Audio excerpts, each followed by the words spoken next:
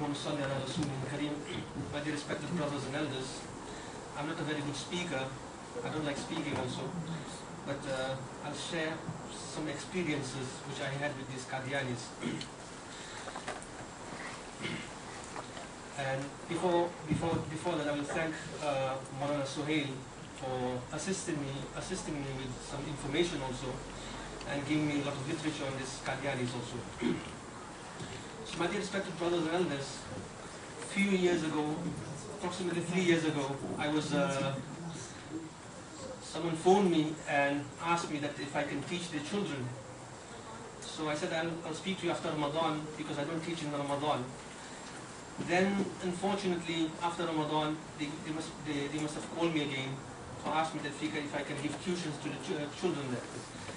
I said inshallah I'll try my best to come there and assist your children inshallah in teaching. So approximately 2 years I was teaching these children, and those children were, this family was staying in 7 Kings, Ilford. And for 2 years I used to attend that house twice a week, and I used to teach the children from Nurani Qaida, and I started with an Amma also, and I think one of them almost completed his Amma. He was on his last surah. After 2 years, after Ramadan I don't teach because I give time to my Quran and Ibadat and also. So after Ramadan I attended, I resumed, our program started again to teach the children again. And after holidays, after good 4 or 5 weeks, I asked the children, how did your holidays go and how was your Eid also? And when did you do Eid?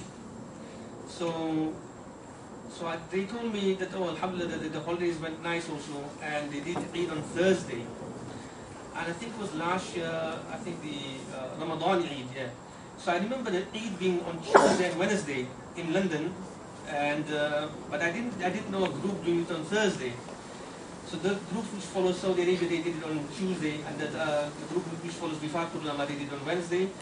Then I didn't know another group doing it on Thursday. So I got quite alarmed with this statement that they did it on Thursday. So I asked him that, are you sure you did it on Thursday, or was it Thursday, was it Tuesday? And he turned around and told me, no, we did it on Thursday. I said, where did you make your Eid namaz? They said, we did it in Walthamstow. Well, I said, Walthamstow, Queen's Road Masjid, they must have did it on Wednesday, but no one did it on Thursday. So I said, why did you make your Eid namaz? So those boys, they told me that, oh, we did the Eid namaz in some hall here, some university, some college hall here in Walthamstow, and they made the Eid namaz on Thursday. And then I saw some literature, some books on the table there regarding God. It said the God or something like that there. And I picked up the book there, and I decided to open the first page, and in the preface, in the first few pages mentioned regarding the author and all that, and it mentioned the Messiah, Mirza Ghulam Ahmad of Qadian and all that. I immediately understood that I'm in the wrong place here, and I need to do something about it. So I immediately after the lesson, I phoned one of my teachers, Maulana Yaqub Kasmi from Dewsbury, and asked him, this is the situation here that I am facing, and what should I be doing now? Thereafter, then I told him also that these students and this family, they attend once a year, they go to this function in somewhere in Surrey, more than also. So Maulana told me these people are Pakka. These people are very firm, and immediately, what do you call it, tell them you're not coming there. But then I phoned Maulana Suhail up and I asked him also, that he told me, Maulana, you know what you do, give them dawat first also, see they might be not knowing about these facts about Mirza Ghulam Ahmad, and so I picked up some literature, and he told me to give them some books to read also. So then I gave them some books to read also, and I told them that, are you aware of the beliefs of Mirza Ghulam Ahmad of Qadian? Do you know his beliefs, like he was claiming to be the final prophet, and what he said regarding other prophets also, and so forth. I mentioned to them, and they said, no, we're not aware of all these statements of Mirza Ghulam Ahmad of Qadian. Our great grandparents, they have accepted him, and we just follow him. Well, I said, these are his beliefs, like, and whoever follows, I didn't tell him directly that you are kafirs, but I said, well, whoever follows these beliefs of this, whoever believes in this person and follows these beliefs, that person is not a Muslim. So I gave them a little bit time to think about, and I gave them books to read also. Then after a few weeks, I think this family was from Mauritius, yeah. From Mauritius, yeah. So I told them also that there's a masjid in, I think, Leighton, Nurul Islam Masjid, and it is, I think, mainly, I think there's a lot of Mauritian people running the masjid also. So I told him that you are quite, so these people were, this was a Mauritian family. So I told him that you are quite affiliated and you've got connections with this masjid also, because previously the man, the boy's, the children's father told me that he does attend this Nurul Islam Masjid.